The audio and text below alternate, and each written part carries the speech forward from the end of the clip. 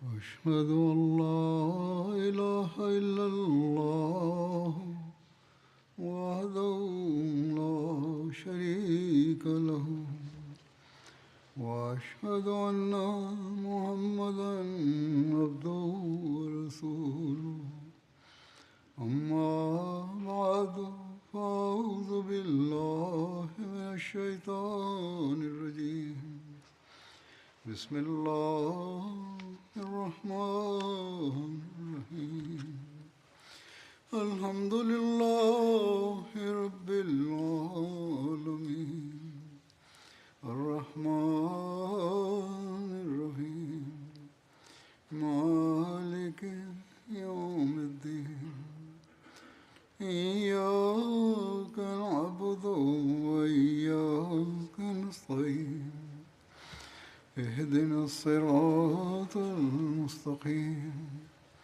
صراط الذين أنعمت عليهم غير المغضوب عليهم ولا الضالين.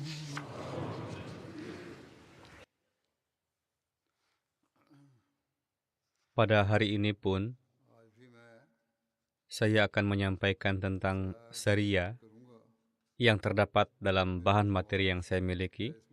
Di dalamnya juga disebutkan tentang syariah sebelum Fatah Mekah yang akan dijelaskan secara singkat, dan setelahnya saya akan menyampaikan tema lain. Terdapat penjelasan tentang syariah Abu Qatadah, yaitu Abu Qatadah Al-Ansari, yang bergerak menuju ke arah Khadrah. Syariah ini terjadi pada bulan Syaban tahun 8 Hijriah. Pemimpin syariah ini adalah Abu Qatadah. Khadrah termasuk wilayah Bani Muharib yang terletak di timur laut Madinah Al-Munawwarah. Daerah ini juga diakui sebagai wilayah Tihamah yang termasuk dalam Najd. Di sini tinggal salah satu cabang dari Bani Ghatfan. Bani Ghatfan terus-menerus condong pada permusuhan terhadap Islam dan tidak pernah melewatkan kesempatan untuk menyakiti umat Islam. Bani Ghatfan yang tinggal di daerah Khadrah di wilayah Najd sibuk menyebarkan kekacauan melawan bangsa Madinah. Diriwayatkan dari Hadrat Abdullah bin Abi Hazraj Al-Aslami bahwa saya menikahi putri Surakah bin Harithah. Surakah telah syahid dalam perang Badar. Apapun yang saya peroleh dari dunia, dari barang-barangnya, itu tidak lebih saya cintai daripada kedudukannya. Saya menetapkan maharnya 200 dirham, dan saya tidak memiliki apapun yang bisa saya berikan kepadanya. Saya berkata bahwa pembayaran mahar ini akan dilakukan oleh Allah dan Rasul-Nya. Saya datang kepada Hadrat Rasulullah SAW dan berbicara kepada beliau tentang hal ini. Beliau SAW bersabda, "Berapa mahar yang telah kamu tetapkan?" Saya menjawab, 200 dirham, wahai Rasulullah. Tolonglah saya untuk dapat memperolehnya. Rasulullah SAW bersabda, "Saat ini saya tidak memiliki apapun yang bisa saya gunakan untuk membantumu, tetapi saya bermaksud mengirim Abu Qatadah bersama beberapa orang dalam sebuah syariah. Apakah kamu ingin bergabung? Saya berharap Allah Ta'ala akan menganugerahkan kepadamu mahar istrimu sebagai ghanimah." Saya berkata, "Baiklah." Kemudian kami berangkat dan kami berjumlah 16 orang. Hadrat Abu Qatadah adalah pemimpin kami. Rasulullah SAW mengutus kami ke arah Najd menuju kabilah Ghatfan, dan beliau SAW bersabda, "Berjalanlah di malam hari dan bersembunyilah di siang hari. Lakukan serangan mendadak dan jangan membunuh wanita dan anak-anak." Kemudian kami berangkat hingga tiba di salah satu sisi Ghatfan. Ketika kegelapan menyelimuti, Abu Qatadah memberikan khutbah kepada kami dan menasihati kami untuk bertakwa kepada Allah Ta'ala. Dia membentuk pasangan-pasangan 2 orang dan berkata agar setiap orang tidak berpisah dari rekannya sampai dia mati syahid atau memberitahukan kepada saya. Dan jangan ada seorang pun yang datang kepadaku ketika aku bertanya tentang rekannya, lalu dia menjawab bahwa dia tidak tahu tentang yang lain. Kalian harus tetap bersama. Ketika aku bertakbir, kalian juga bertakbir, dan ketika aku menyerang, kalian juga menyeranglah. Jangan mengejar terlalu jauh dalam pengejaran. Jika musuh melarikan diri, biarkan mereka pergi. Maka kami mengepung orang-orang yang ada di sana. Hadrat Abu Qatadah mengeluarkan pedangnya dari sarung dan mengucapkan takbir, dan kami juga mengeluarkan pedang kami dari sarung dan mengucapkan takbir bersamanya. Maka kami menyerang orang-orang yang ada di sana. Tiba-tiba, katanya, saya melihat di antara mereka ada seorang pria tinggi berjalan perlahan-lahan dengan pedang terhunus dan berkata, "Wahai orang-orang Muslim, marilah ke surga."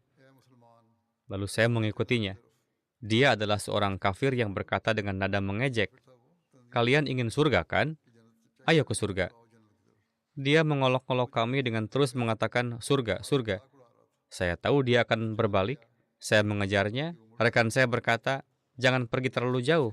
Komandan kita melarang kita untuk keluar mencari."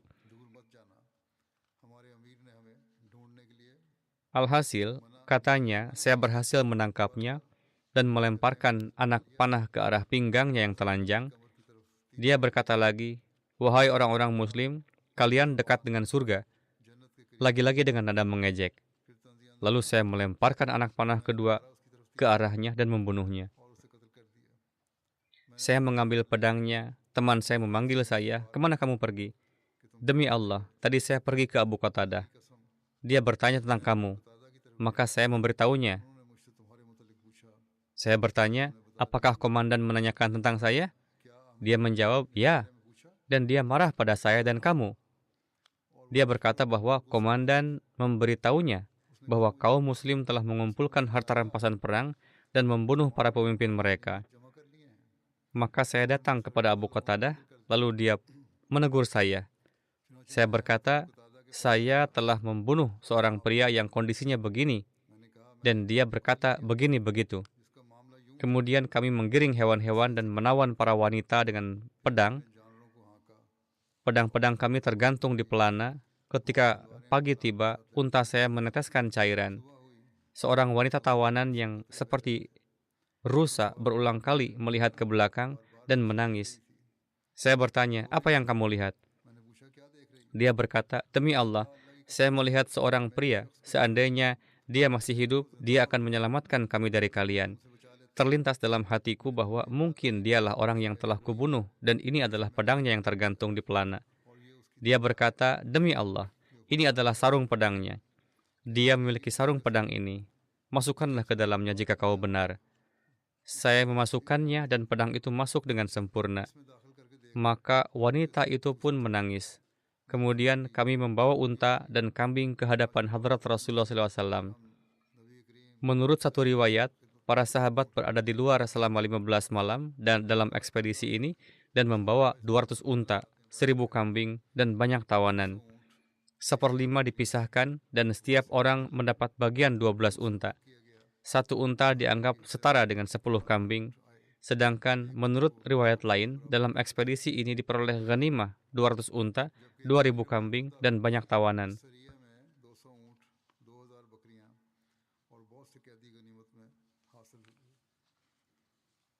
Kemudian dijelaskan tentang Sariyah Abu Qatadah ke arah Wadi Idam. Ini terjadi pada bulan Ramadan tahun 8 Hijriah, bertepatan dengan Januari 630 Masehi. Idam adalah sebuah lembah di wilayah Najd, sebelah timur Madinah, berjarak 36 mil dari Madinah, di mana cabang suku Ghatfan, yaitu Banu Ashja, tinggal.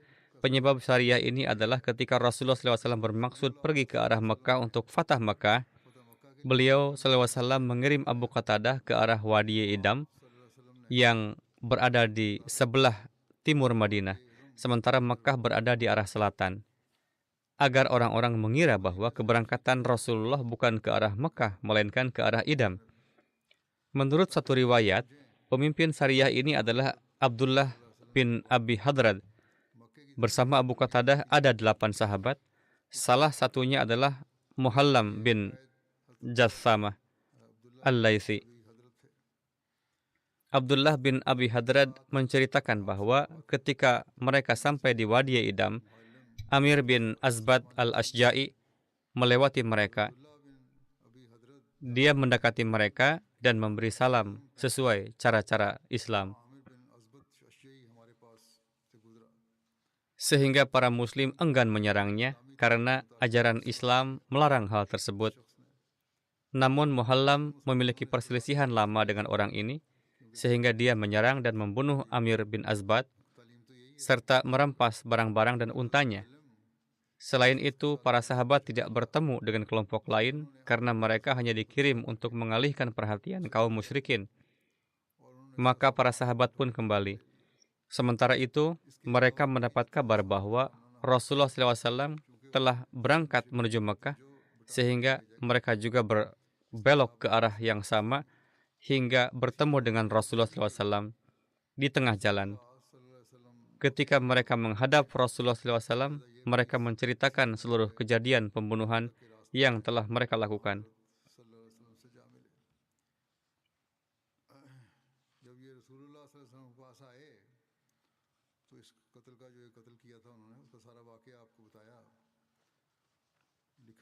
Tertulis dalam kitab sejarah bahwa ayat ini diturunkan yang berbunyi, Ya ayyuhalladzina amanu idza darabtum fi sabilillahi fatabayyanu wa la taqulu liman alqa ilaikumus salama lasta mu'minan tabtaguna 'aradal hayatid dunya fa indallahi maghanimu katsirah kadzalika kuntum min qablu famannallahu 'alaikum fatabayyanu innallaha kana bima ta'maluna khabira. Artinya, hai orang-orang yang beriman, apabila kamu pergi berjihad di jalan Allah, maka selidikilah dengan sebaik-baiknya dan janganlah kamu mengatakan kepada orang yang memberi salam kepadamu bahwa engkau bukan orang yang beriman.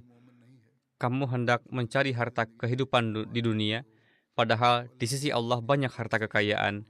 Seperti itulah keadaan kamu dahulu, lalu Allah memberi karunia kepadamu. Karena itu selidikilah dengan sebaik-baiknya. Sesungguhnya Allah Maha teliti mengenai apapun yang kamu kerjakan. Yaitu dilarang menyerang orang yang memberi salam, tidak boleh berlaku kasar terhadapnya, tidak boleh membunuhnya atau menghukumnya.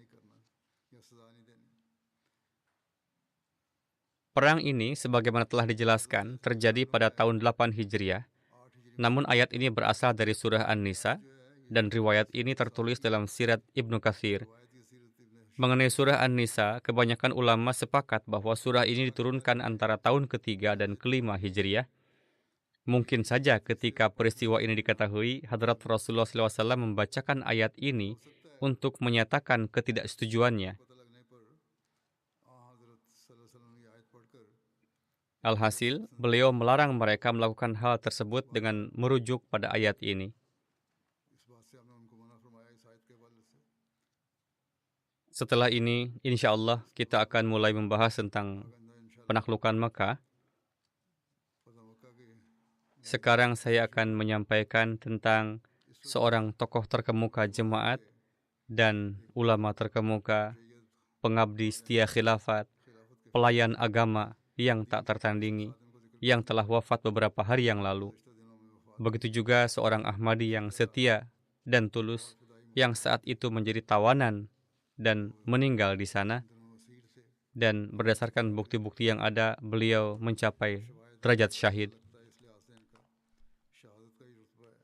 Bagaimanapun, pertama-tama saya akan menyampaikan tentang yang terhormat Sayyid Mir Mahmud Ahmad Nasir Sahib, yang merupakan putra dari Hadrat Sayyid Mir Muhammad Ishaq Sahib radhiyallahu anhu. Beliau wafat beberapa hari yang lalu pada usia 96 tahun. Innalillahi wa inna ilaihi raji'un. Beliau adalah keponakan dari Hadrat Ummul Mukminin Hadrat Nusrat Jahan Begum, menantu dari Hadrat Muslih Maud dan Hadrat Maryam Siddiqah Sahibah, dan seperti yang telah disebutkan sebelumnya, putra dari Hadrat Mir Muhammad Ishaq Sahib. Ibunda beliau bernama Salihah Begum. Beliau adalah cucu dari Hadrat Mir Nasir Nawab Sahib. Ibunya juga bernama Salihah, yang merupakan putri dari Hadrat Pir Manzur Muhammad Sahib. putra dari Hadrat Sufi Ahmad Jan Sahib Ludhianawi.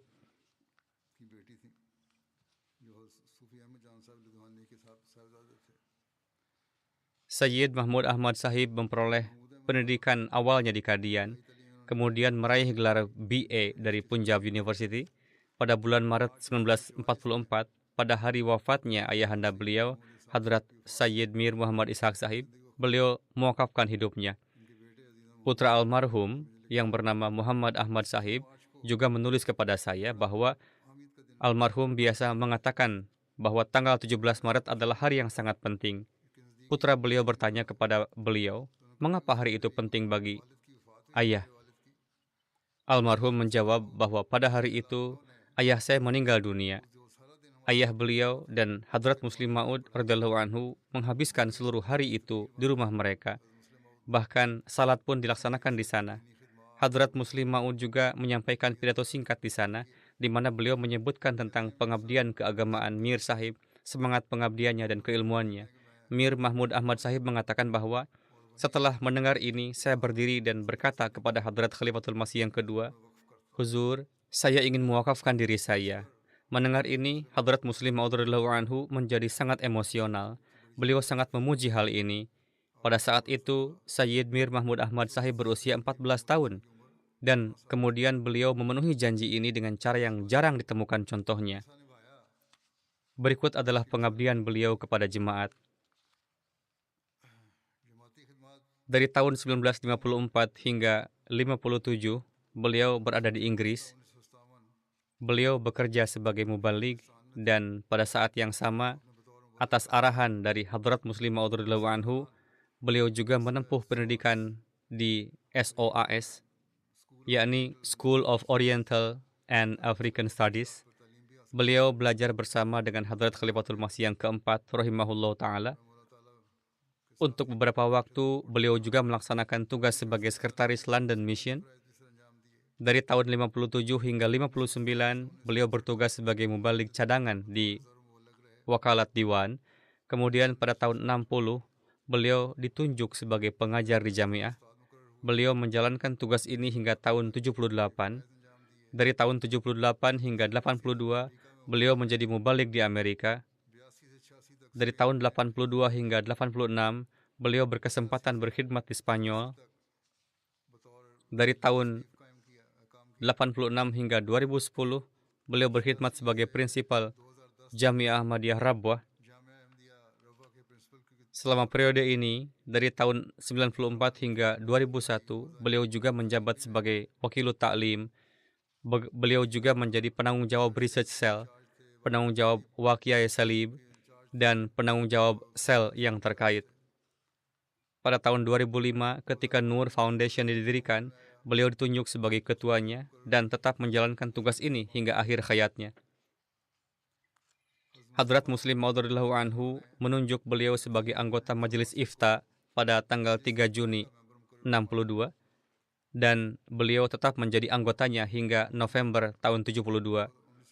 Setelah itu, pada Desember 89, Hadrat Khalifatul Masih yang keempat kembali menunjuk beliau sebagai anggota Ifta dan beliau tetap menjabat posisi ini hingga akhir hayatnya. Beliau juga berkesempatan berkhidmat di Khuddamul Ahmadiyah dalam berbagai kapasitas sebagai muhtamim dan naib sadar. Beliau juga memiliki kontribusi besar di bidang keilmuan. Dalam penyusunan terjemahan Al-Quran Karim oleh Hadrat Khalifatul Masih yang keempat, beliau memberikan bantuan yang signifikan yang juga disebutkan dan diapresiasi oleh Hadrat Khalifatul Masih yang keempat. Ketika menyebutkan para asisten dari Rabwah, termasuk Sufi Basyaratur Rahman Sahib, Maulana Abul Munir Nurul Haq Sahib, Sayyid Abdul Hayy Sahib, Maulana Dost Muhammad Sahib, Jamilur Rahman Rafiq Sahib, dan lainnya yang berkesempatan berkhidmat, Huzur keempat juga menyatakan bahwa Mir Mahmud Ahmad Sahib juga termasuk di dalamnya, dan dengan karunia Allah Ta'ala, mereka terus mendampingi beliau. Beliau menyampaikan terima kasih kepada mereka. Setelah menyelesaikan terjemahan lengkap 6 kitab hadis utama, yakni Sihah Sittah, ke dalam bahasa Urdu, beliau melanjutkan dengan menerjemahkan Musnad Ahmad bin Hambal. Demikian pula penjelasan Sahih Muslim juga sedang berlangsung. Beliau juga menerjemahkan Syama'il At-Tirmidzi. Beliau menulis puluhan artikel ilmiah tentang Alkitab yang diterbitkan di berbagai surat kabar dan majalah. Beliau menulis tafsir tentang kitab ulangan dan 3 Injil dalam Alkitab. Beliau juga melakukan penelitian tingkat tinggi mengenai kain kafan Yesus, salab Isa, dan hijrah Yesus alaihi salam. Buku-buku dan materi beliau yang telah dicetak dan belum dicetak saat ini adalah sebagai berikut. Sirah Nabi SAW, 3 bagian. Kana khuluquhul Quran. Ucapan-ucapan indah Nabi tercinta Sallallahu Alaihi Wasallam. Lalu sebuah buku kecil berjudul 365 hari, yakni untuk pemilihan daras harian setelah salat. Selanjutnya dari Palestina ke Kashmir. Lalu kumpulan materi tentang sirah Nabi berdasarkan tulisan-tulisan Hadrat Masih Maud alaihi salam yang belum diterbitkan. Dan seleksi dari Sahih Bukhari untuk beberapa judul yang bersifat tarbiyat. Demikian pula ketika suatu kali Paus mengangkat sebuah pertanyaan, beliau juga membantah Paus lama tersebut. Pada kesempatan peletakan batu pondasi Masjid Basyarat di Spanyol, batu pondasi yang didoakan oleh Hadrat Khalifatul Masih yang ketiga diangkat oleh yang terhormat Mir Sahib. Begitu juga pada kesempatan peresmian Masjid Basyarat di Spanyol, beliau dan istri beliau mendapat kesempatan untuk berkhidmat, yang juga disebutkan oleh Hadrat Khalifatul Masih yang keempat. Pada tahun 55, saat pembukaan Jalsah Salana, Hadrat Khalifatul Masih yang kedua mengumumkan 8 pernikahan. Di antaranya adalah pernikahan Mir Mahmud Ahmad Sahib, yang dinikahkan oleh Hadrat Khalifatul Masih yang kedua dengan putri beliau sendiri, yang bernama Amatul Matiin Sahibah. Dalam hal ini, Hadrat Khalifatul Masih yang kedua bersabda bahwa menurut kebiasaan umum, pernikahan biasanya dilakukan pada tanggal 29 Desember, namun ada beberapa pengecualian dalam pernikahan ini. Salah satunya adalah pernikahan putri saya sendiri, Amatul Matiin, yang telah diputuskan dengan Sayyid Mir Mahmud Ahmad bin Mir Muhammad Ishaq Sahib. Kemudian beliau menjelaskan secara rinci, lalu juga menyampaikan bahwa Mahmud Ahmad saat ini sedang studi BA di London, dan jika Allah Ta'ala memberikan kelancaran, rencananya ia akan kembali pada Mei tahun depan. Saya, yakni Khalifatul Masih yang kedua, untuk ketiga anak saya, yakni Mahmud Ahmad, yang merupakan menantu, yakni Hadrat Khalifatul Masih yang kedua, menyebutkan Mir Mahmud Ahmad yang merupakan menantu, dan Daud Ahmad yang merupakan menantu, yang dimaksud adalah Sayyid Mir Daud Ahmad Sahib, serta Tahir Ahmad yang merupakan putra Ummi Tahir almarhumah, yang dimaksud adalah Hadrat Khalifatul Masih yang keempat. Saya telah meninggalkan mereka di sana agar mereka menempuh pendidikan dan di masa depan dapat berkhidmat kepada jemaat. Mereka ditekankan untuk memperoleh keahlian dalam bahasa Inggris. Kemudian beliau bersabda, jika mereka memperoleh pendidikan bahasa Inggris dengan baik, mengingat ketiganya adalah Maulwi Fazil, dan pendidikan bahasa Arab mereka juga sudah sangat tinggi, maka jika pendidikan bahasa Inggris mereka juga menjadi unggul, maka mereka dapat membantu bidang isyaat jemaat dengan menerjemahkan Al-Quran Suci dan buku-buku Hadrat Masih Maud alaihi salam ke dalam bahasa Inggris.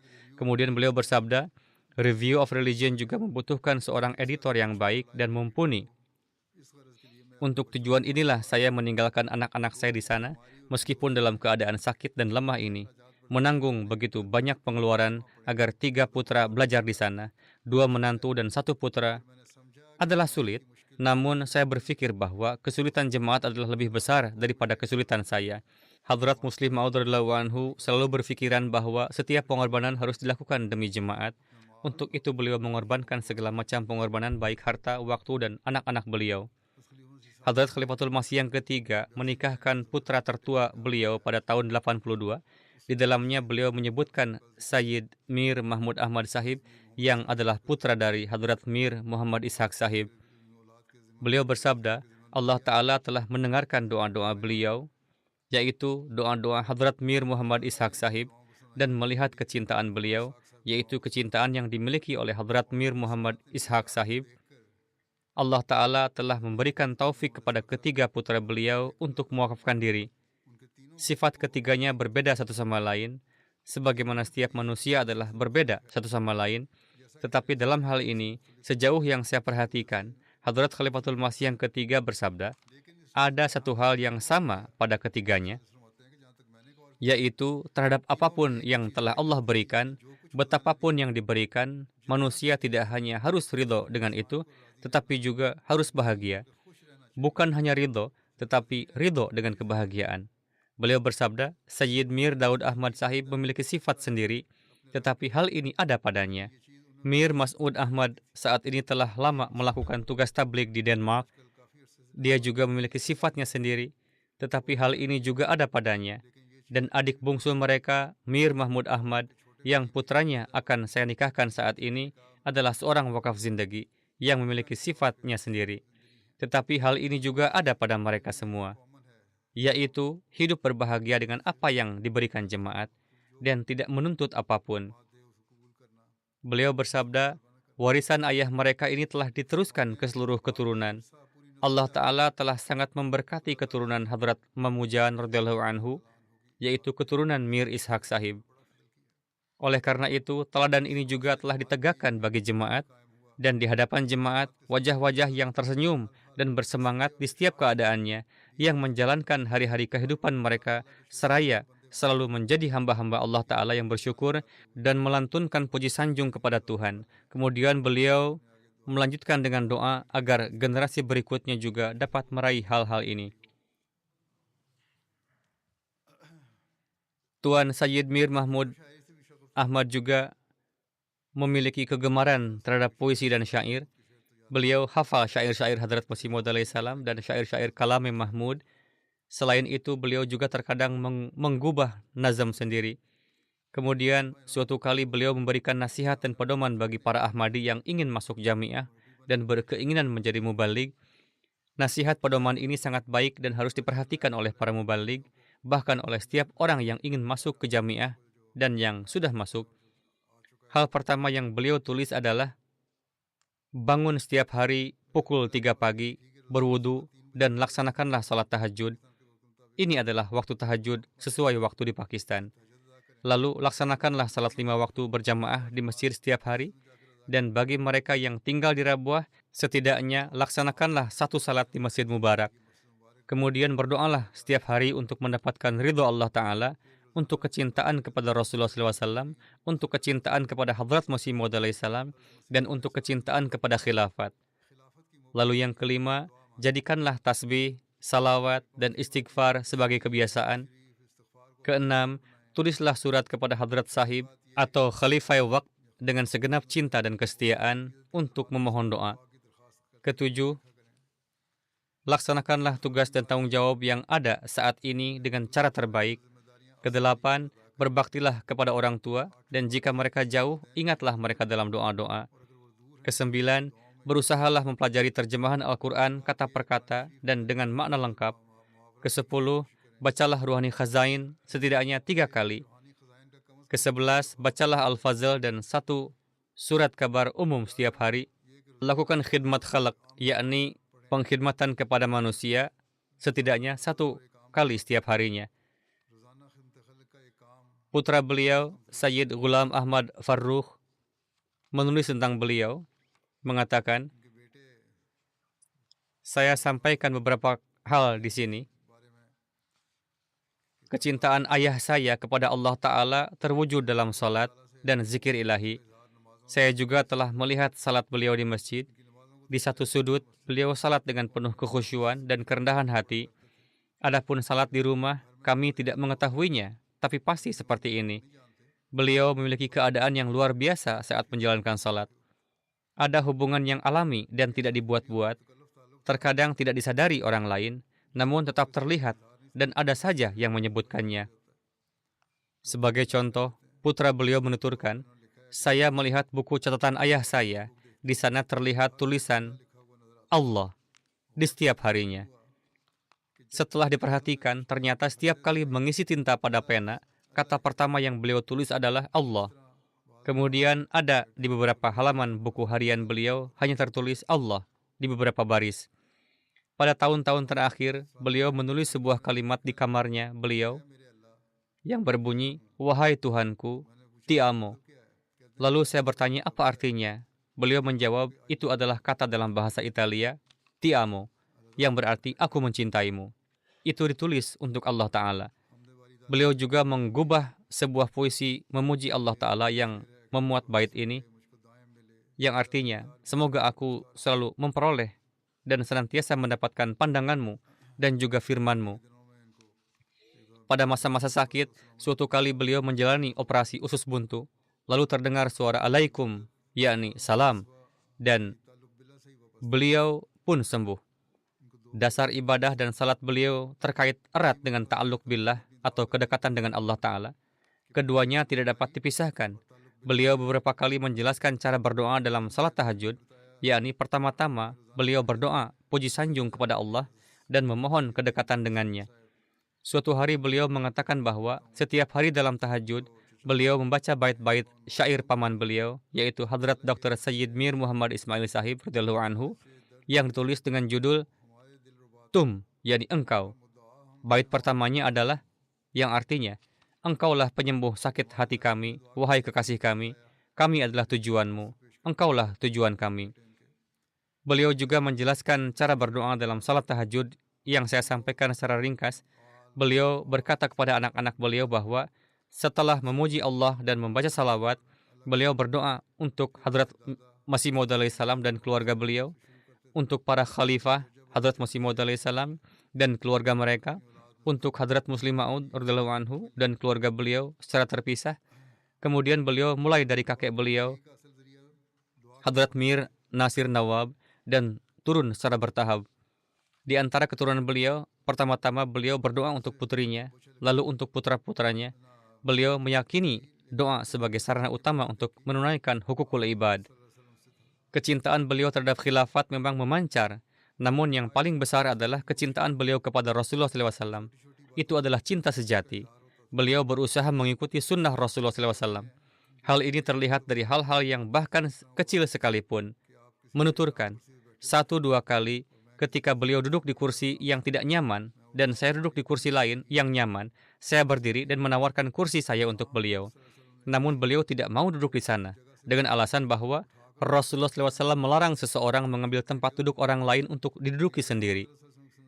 Beliau berkata, meskipun kamu anakku, tapi ini bertentangan dengan sunnah Rasulullah SAW untuk mengambil alih kursi atau tempat duduk orang lain. Karena itu, saya tidak akan duduk di sana. Demikian pula, ketika berjalan di jalan, beliau berusaha untuk menjadi yang pertama mengucapkan salam. Pada hari Jumat, setelah salat Jumat dan salat asar, beliau tetap sibuk berdoa dan tidak berkenan jika ada yang datang untuk menemuinya selama waktu ini. Karena Rasulullah SAW bersabda bahwa itu adalah waktu terkabulnya doa. Putra beliau menuturkan, kami sebagai anak juga menghindari untuk mendekati beliau di waktu itu. Beliau sangat menekankan untuk sebanyak-banyaknya membaca salawat di hari kelahiran dan wafatnya Rasulullah SAW, serta hari kelahiran dan wafatnya Hadrat Masih Maud alaihi salam. Beliau sendiri sering membaca Subhanallah wa bihamdihi Subhanallahil azim, Allahumma salli ala Muhammad wa ali Muhammad. Menuturkan, suatu kali saya pergi ke Kadian, beliau menulis doa ini untuk saya dan berpesan agar membacanya sekali di setiap ruangan Darul Masih atas nama beliau, yaitu atas nama Mir Sahib, dan juga berdoa di makam suci Hadrat Masih Maud alaihi salam. Pada tahun 90, sebuah kasus diajukan terhadap beliau terkait pernyataan pendapat dalam Majelis Syura. Beliau dikenai pasal 298C. Hakim mengatakan kepada beliau bahwa dalam pidatonya beliau telah menistakan Rasulullah SAW dan para sahabat. Menanggapi hal ini, beliau dengan tegas membantahnya di hadapan hakim dan mengatakan, hal ini sangat menyakitkan bagi saya. Hakim mengatakan bahwa Mir Mahmud Ahmad Sahib telah menggunakan kata-kata yang menistakan Rasulullah SAW dan para sahabat selama perdebatan. Menanggapi hal ini, Tuan Mir Mahmud Ahmad berkata, ini adalah tuduhan terhadap saya. Ini adalah kebohongan belaka. Kebohongan. Saya menghormati Rasulullah SAW dan para sahabat dengan sepenuh hati dan memiliki keimanan yang kuat atas kenabian beliau. Beliau mengatakan, saya adalah seorang sayyid dan berasal dari keturunan beliau, dan saya mengutuk para pembohong. Beliau menyampaikan pernyataan ini dengan sangat berani di hadapan hakim. Pada hari-hari terakhir sakitnya, beliau membaca salawat dalam jumlah yang sangat banyak dalam doa. Dan beliau sering mengulangi kata-kata ini, saya adalah hamba Muhammad Mustafa Sallallahu Alaihi Wasallam. Kecintaan kepada Hadrat Masih Maud alaihi salam juga merupakan contoh tersendiri. Putra beliau menuturkan, saya ingat di tahun 89, Surat Kabar Al-Fazl Rabwah melakukan wawancara dengan para sesepuh jemaat pada kesempatan perayaan 100 tahun jemaat.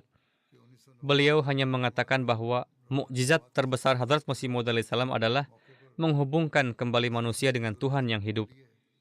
Kata-katanya seperti itu. Kadang-kadang di masa-masa sakitnya, beliau ingin pergi ke Qadian, tetapi tidak bisa. Persiapan telah dilakukan, namun program dibatalkan. Namun di akhir hayatnya, ada kecintaan terhadap Qadian dan keinginan untuk ziarah makam Hadrat Masih Maud alaihi salam, meskipun beliau harus pergi dengan menahan rasa sakit.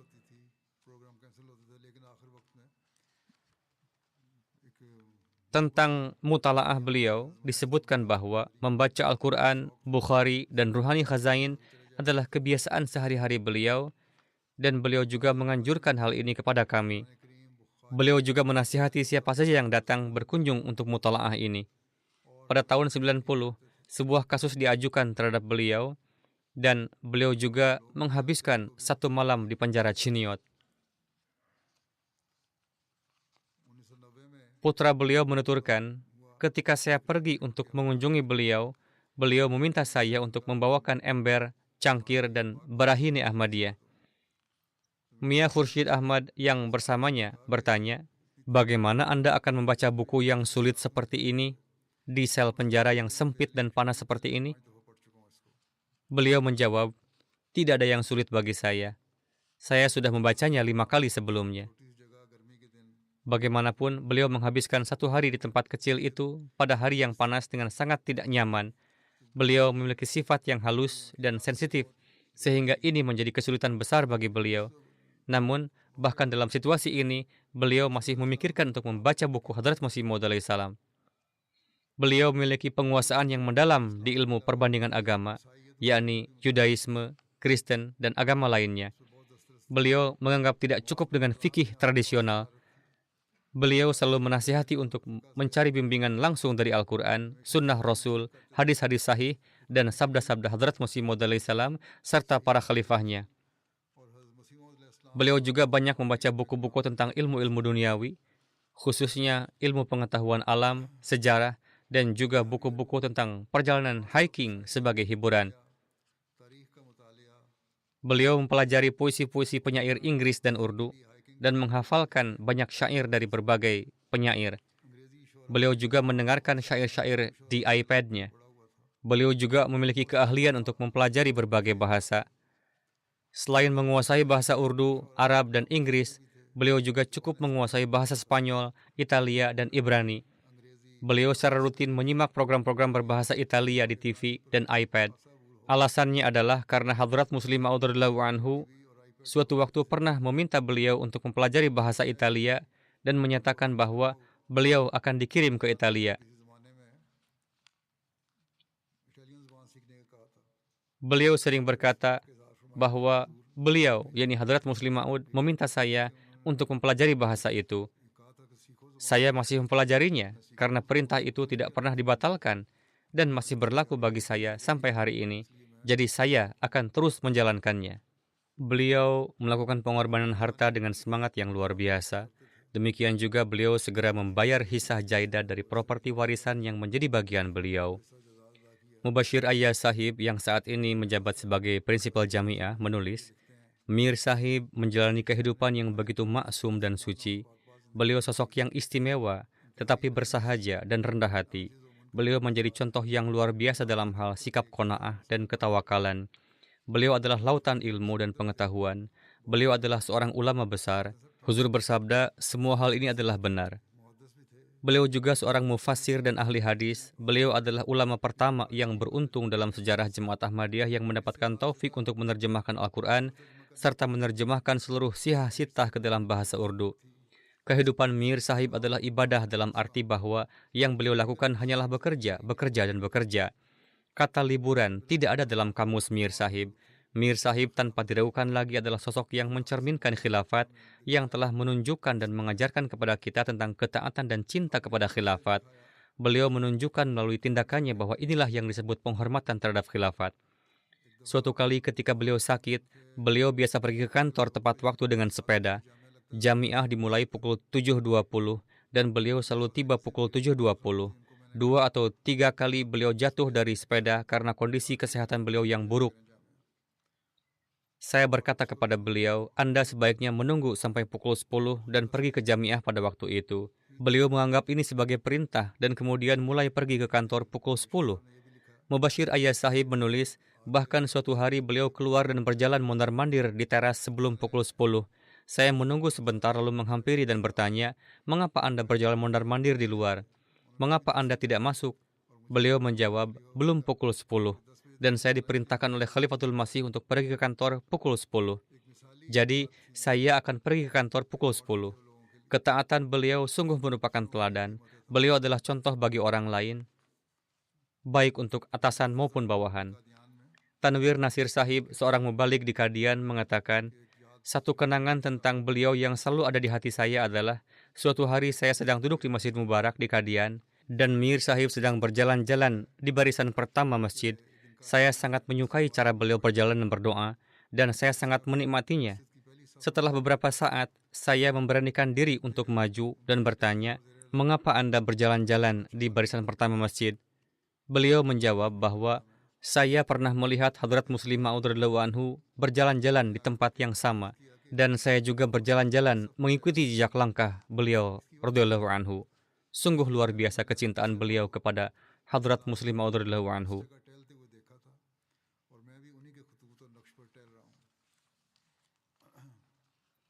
Feroz Alam Sahib menulis, pada tahun kedua atau ketiga masa saya di Jamiah, beliau menjadi prinsipal.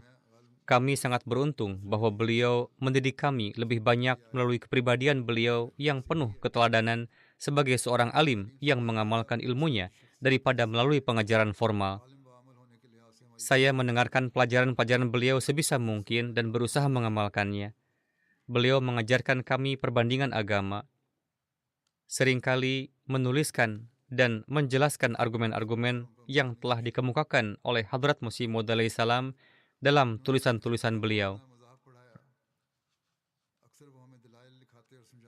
Feroz Alam Sahib mengatakan, saya ingat suatu kali beliau sedang mengajarkan kami tentang mukjizat Hadrat Isa alaihi salam. Tiba-tiba beliau bertanya, apakah mukjizat itu masih terjadi saat ini? Kemudian beliau menceritakan pengalamannya sendiri, bahwa suatu kali pada hari-hari jalasah, ketika beliau sedang bertugas di suatu tempat, terjadilah bahwa makanan sangat sedikit. Tiba-tiba banyak tamu datang. Makanan sedikit yang ada mulai dibagikan. Allah Ta'ala terus memberikan keberkahan. Semua orang makan dan tidak ada yang merasa kekurangan. Cucu beliau, Hashir Ahmad Sahib, yang merupakan seorang mubaligh, menulis, beliau sangat mencintai Allah Ta'ala dan meninggalkan kesan yang luar biasa akan cinta kepada Allah Ta'ala di hati setiap orang, baik tua maupun muda. Beliau rajin dalam salat tahajud dan salat wajib. Sekarang cucu beliau ini telah menjadi mubaligh. Beliau juga harus berusaha mengikuti jejak kakek beliau. Kecintaan beliau pada Al-Quran begitu besar, belum pernah saya melihat kecintaan yang seperti itu. Beliau biasa menilawatkan Al-Quran dalam waktu yang lama setelah salat subuh. Cucu beliau menuturkan, ketika saya masih kecil, saya mendapat kesempatan untuk tinggal di rumah beliau selama beberapa waktu. Setelah salat tahajud, beliau membangunkan saya untuk salat subuh, lalu menilawatkan Al-Quran dalam waktu yang lama. Beliau membaca dengan penuh perhatian dan cinta. Hal itu sangat berkesan bagi saya. Cucu beliau menuturkan, ketika saya masuk jamiah di Kanada, setiap kali saya berkunjung, beliau bertanya, apakah terjemah dan tafsir Al-Quran diajarkan secara terpisah atau bersama-sama? Saya menjawab, terpisah. Beliau senang mendengarnya karena menurutnya seharusnya memang begitu. Orang-orang bisa memahami tafsir tetapi tidak memahami terjemahannya. Mengenai kecintaan almarhum kepada Hadrat Masih Maud alaihissalam, Hashir Sahib menuturkan, beliau sangat gemar membaca Ruhani Khazain. Beliau sering berkata kepada saya bahwa beliau telah membaca karya-karya Hadrat Masih Maud alaihissalam berkali-kali. Namun setiap kali membacanya, selalu menemukan poin-poin baru. Beliau biasa mengatakan kepada saya bahwa, bacalah Ruhani Khazain, maka engkau akan memahami semuanya, baik Al-Quran, hadis, maupun sirat. Beliau pernah memberitahu saya bahwa beliau telah membaca semua karya Hadrat Masih Maud alaihissalam setidaknya 3 kali, dan beberapa buku bahkan lebih dari 3 kali. Namun beliau sangat rendah hati dan tidak pernah memamerkan pengetahuannya.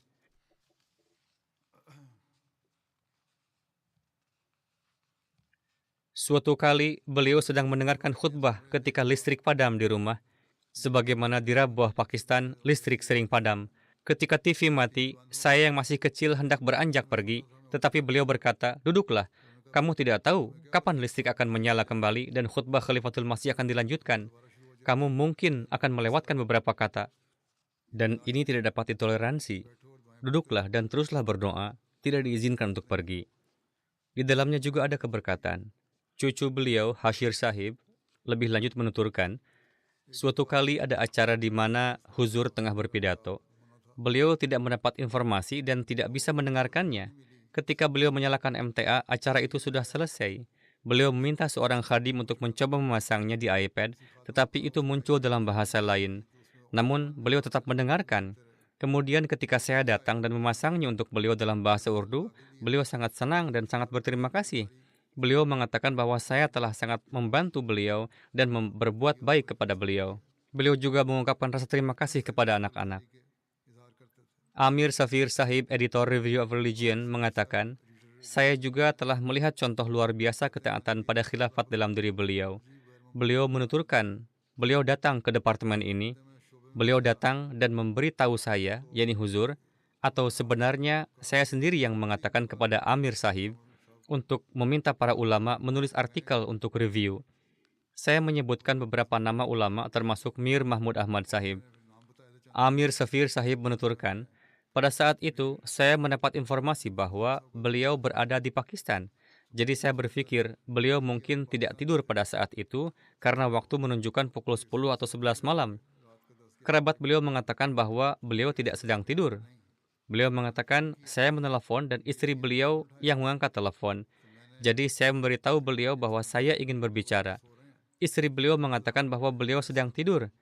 Tetapi ketika itu Mir Sahib terbangun, entah karena mendengar suara dering telepon atau karena pembicaraan. Maka beliau berbicara dan saya mengatakan bahwa Khalifatul Masih telah mengatakan bahwa Anda harus menulis untuk review tentang topik ini.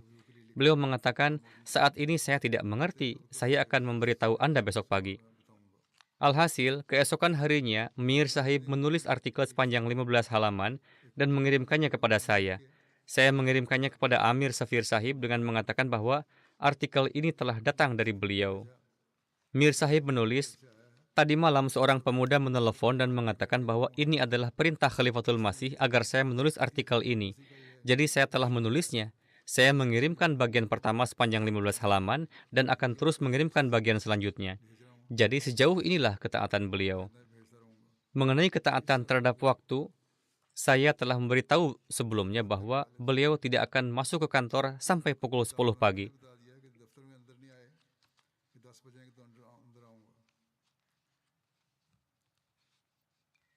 Kemudian ketika ada program beliau berkenaan dengan kain kafan Yesus yang pamerannya diadakan di sini pada saat jalsah, beliau juga ikut serta setiap tahun dan memberikan seluruh penjelasan berdasarkan ajaran Hadrat Masih Maud alaihissalam. Amir Safir Sahib menulis, ketika para mubaligh mempelajari suatu topik ilmiah, mereka lebih memfokuskan pada referensi duniawi daripada aspek-aspek jemaat yang esensial. Namun metode beliau adalah pertama-tama memahami secara menyeluruh tulisan-tulisan dan pandangan Hadrat Masih Maud alaihissalam, baru kemudian melihat aspek-aspek non-jemaat atau sekuler, bukan sebaliknya. Mir Sahib dengan penuh percaya diri menyampaikan keyakinan Hadrat Masih Maud alaihissalam di hadapan para ahli kain kafan terkemuka dunia. beliau menceritakan peristiwa selamatnya Yesus dari salib, bahwa tim Review of Religions telah lama melakukan penelitian tentang hal ini. Tim Review of Religions telah bekerja pada topik ini dari berbagai sudut dan aspek selama beberapa waktu. Upaya mereka adalah untuk memperkuat posisi jemaat dengan menyajikan semua aspek ilmiah, historis, dan ideologis terkait kain kafan. Namun, strategi Mir Sahib berbeda dari ini. Pendekatan beliau adalah bahwa Hadrat Masih Maud alaihissalam telah menekankan pada marhame Isa atau salab Yesus, dan poin-poin Hadrat Masih Maud alaihissalam harus dijadikan dasar, sementara aspek-aspek lainnya diberi status sebagai tambahan. Beliau terus menyajikan pandangan ini berulang kali, dan marhame Isa adalah mata rantai yang menjadi kunci untuk memahami peristiwa salib. Meskipun upaya tim review memperkuat kesan akhlak jemaat dan memperbaiki hubungan dengan para ahli, namun tidak memberikan dampak yang menentukan secara intelektual. Tetapi pendekatan Mir Sahib pada akhirnya menunjukkan pengaruhnya. Barry Sequoth, ahli dan fotografer kain kafan yang paling terkenal saat itu, sendiri mengakui bahwa jika Anda benar-benar dapat membuktikan poin Anda tentang salab Yesus, maka saya harus mengakui bahwa Yesus memang selamat dari salib.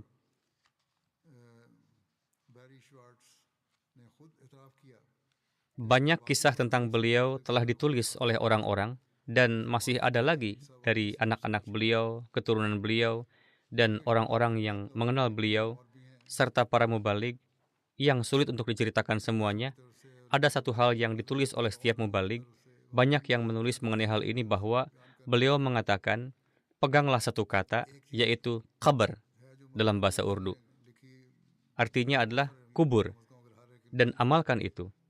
Dan beliau menjelaskan makna kabar ini sebagai berikut. Huruf Qaf atau Ki untuk Quran, Ba atau B untuk Bukhari, yakni kitab hadis, dan Ra, yakni R untuk ruhani khazain.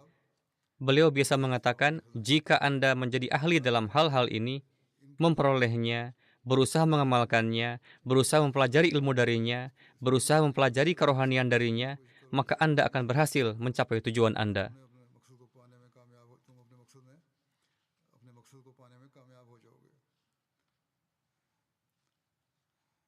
Demikian pula, kata kabar atau kubur itu sendiri adalah sedemikian rupa sehingga jika manusia mengingatnya, maka Allah Ta'ala akan selalu diingat. Dan ketika Allah Ta'ala selalu diingat, maka manusia juga berusaha untuk berjalan di atas ketakwaan. Alhasil, beliau adalah seorang pelayan dan penolong agung bagi khilafat, rela berkorban, mengamalkan setiap kata dari khalifah, dan setia. Beliau adalah Sultan Nasir yang jarang ditemukan.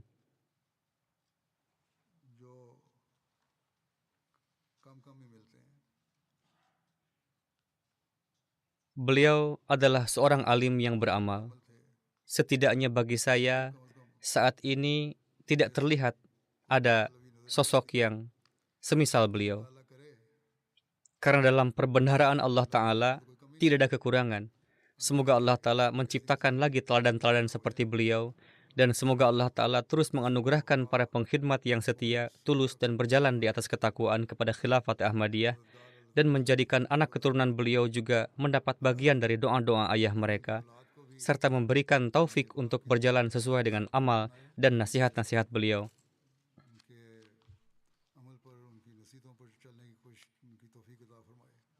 Jenazah kedua adalah seperti yang telah saya sampaikan, beliau adalah seorang Ahmadi yang meninggal dalam tahanan beberapa hari yang lalu.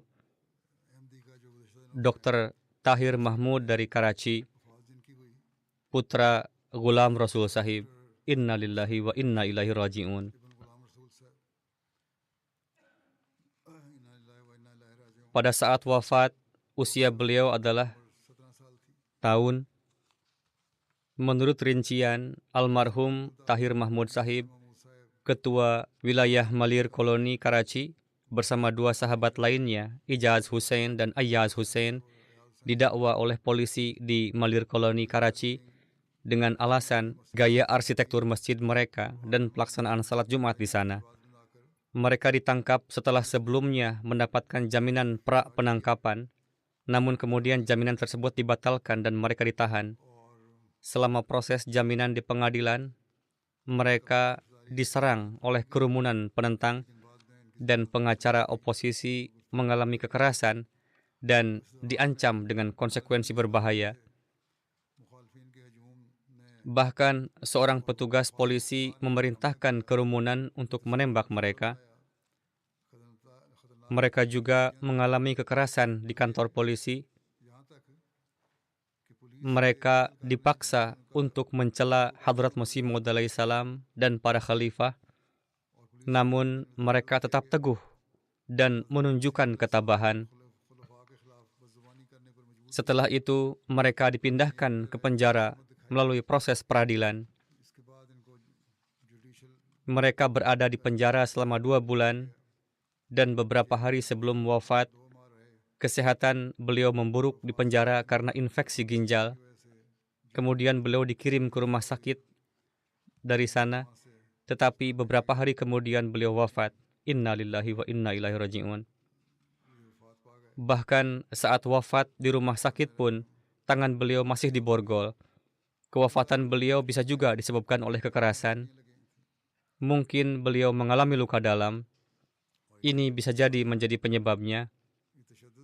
Dalam hal ini, beliau telah menanggung kesulitan penawanan, mengalami kekerasan di hadapan pengadilan, dan bukti-bukti seperti ini menunjukkan bahwa beliau layak mendapatkan status syahid dan akan termasuk dalam golongan para syuhada. Beliau juga bergabung dalam nizam wasiat dan mendapat taufik untuk berkhidmat sebagai ketua, sekretaris dakwat ilallah, dan di berbagai jabatan di badan-badan. Jemaat Ahmadiyah masuk ke dalam keluarga beliau melalui paman beliau, Hakim Ahmad Din Sahib, yang bergabung dengan Ahmadiyah pada tahun 20-an selama masa khilafat kedua, melalui perantaraan Hadrat Maulwi Imamuddin Sahib, sahabat Hadrat Masih Maud alaihi salam. Setelah itu, ayah beliau juga menerima Ahmadiyah. Beliau membantu orang miskin secara finansial dengan menjaga privasi mereka. Beliau menikahkan beberapa gadis miskin. Bahkan di penjara, beliau terus membantu sesama tahanan. Ketika dikunjungi di penjara dan ditanya apakah beliau mengalami kesulitan, beliau menjawab, "Kesulitan apa? Saya di sini demi agama. Saya mendapat kesempatan untuk bertablik." Pada saat itu juga, beliau terus bertablik tanpa rasa takut dan berani. Sebuah kasus didaftarkan melawan Tahir Mahmud Sahib pada 17 Januari 88 di kantor polisi Malir Koloni, Karachi. Kasusnya adalah seorang penuduh mengatakan bahwa beliau telah membaiatkan adik laki-lakinya. Pada saat itu juga beliau ditahan. Ini adalah kedua kalinya beliau mendapat kehormatan di penjara dan juga harus menghadapi penentangan. Beliau diserang 3 kali, tetapi beliau menyerahkan urusan mereka kepada Allah. Beliau melihat dalam mimpi bahwa salah satu penyerang telah ditangkap oleh Allah Ta'ala. Setelah itu, orang yang memusuhi beliau terbunuh dalam suatu perselisihan, dan 2 orang lainnya datang ke rumah almarhum untuk meminta maaf atas perbuatan mereka, yang langsung dimaafkan oleh almarhum. Beliau tidak mengajukan tuntutan hukum. Istri almarhum menyatakan bahwa perilaku suaminya terhadapnya sangat teladan dan beliau berdedikasi terhadap jemaat. Ketika beliau pulang larut malam, saya tidak pernah mengeluh dan mencegahnya karena saya memiliki keyakinan dalam hati bahwa karena apa yang dilakukan almarhum suami ini, Allah Ta'ala sedang mengerjakan urusan kami secara gaib. Salah seorang dari anak-anak beliau juga adalah seorang mubaligh wakaf zindagi. Ia menulis bahwa pada tahun 80-an, almarhum mendapat kehormatan untuk menjadi tawanan di jalan Allah. Pada kesempatan itu, polisi melakukan kekerasan yang sangat berat terhadap beliau ketika seseorang mengatakan kepada beliau untuk berhati-hati. Setelah mengalami kekerasan tersebut, beliau menjawab dengan penuh semangat, Saya sekarang telah merasakan pukulan polisi. Karena itu, saya tidak lagi memiliki rasa takut. Sekarang saya melakukan dakwat ilallah tanpa ragu-ragu. Di antara yang ditinggalkan, selain istri yang terhormat Mubashirah Sahibah, ada 1 putri dan 3 putra. Putra beliau Munib Mahmud Sahib adalah seorang mubalik yang masih berada di Pakistan. Semoga Allah Ta'ala menganugerahkan maghfirah kepada almarhum, meninggikan derajat almarhum, dan memberikan taufik kepada anak-anak almarhum untuk mengikuti jejak langkahnya. Salat jenazah akan dilaksanakan setelah salat.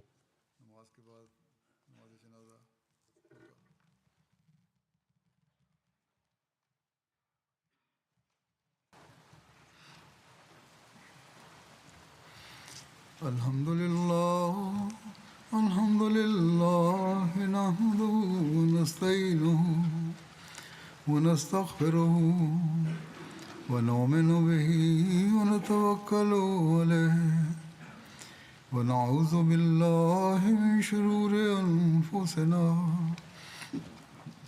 wa min sayyiati a'malina. من يهده الله فلا مضل له ومن يضلل فلا هادي له ونشهد أن لا إله إلا الله ونشهد أن محمدا عبده ورسوله. عباد الله رحمكم الله، إن الله يأمر بالعدل والإحسان وإيتاء ذي القربى وينهى عن الفحشاء والمنكر والبغي يعظكم لعلكم تذكرون. اذكروا الله يذكركم وادعوه يستجب لكم ولذكر الله أكبر.